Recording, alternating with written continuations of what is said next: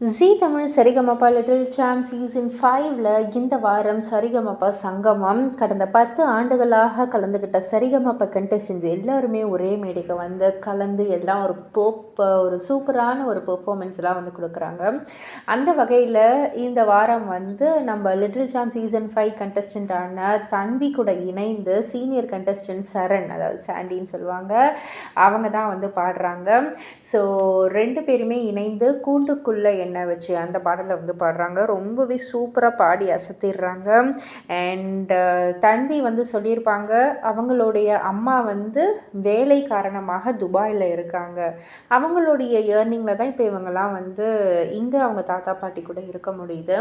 So அம்மாவை ரொம்ப miss பண்ணுறேன், எப்படியாவது இந்த மேடைக்கு வந்துடுறேன்னு சொல்லியிருக்காங்க. எப்போ வருவாங்கன்னு தெரியல, பார்ப்போம் அப்படின்ட்டு வந்து தன்வி சொல்லிகிட்டு இருக்கக்குள்ளேயே திடீர்னு சர்ப்ரைஸாக வந்து அவங்க அம்மா வராங்க.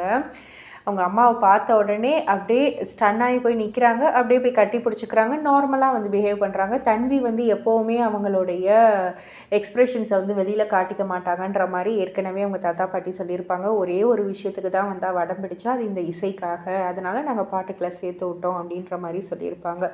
ஸோ அதே தான் அவங்களுடைய வெறுப்புன்னு எதையுமே வந்து வெளியில் காமிச்சிக்காம அழகாக ஒரு சைலண்ட்டான ஒரு கிட் மாதிரி அவங்க அம்மாவை வந்து கட்டி அணைச்சிக்கிறாங்க. அவங்க அம்மா வந்து முத்தம் கொடுக்குறதெல்லாம் வாங்கிக்கிறாங்க. அவங்க அம்மாவே சொல்கிறாங்க, எனக்கு தெரியும் தன்வி வந்து சர்ப்ரைஸாலாம் வந்து ஆக மாட்டா, ஆனால் அவளுக்கு நான் ஒரு பெஸ்ட்டு ஃப்ரெண்ட், எனக்கு அவள் தான் வந்து ஒரு பெஸ்ட்டு ஃப்ரெண்ட், அவளுடைய மனசு என்னன்னு எனக்கு தெரியும், என்னால் புரிஞ்சுக்க முடியும் அப்படின்னு சொல்லிட்டு அந்த கட்டி அணைச்சி அந்த ஒரு மேடையவே ரொம்பவே எமோஷ்னல் ஆக்கிட்டாங்க. ஸோ இதை பற்றி நீங்கள் என்ன நினைக்கிறீங்க?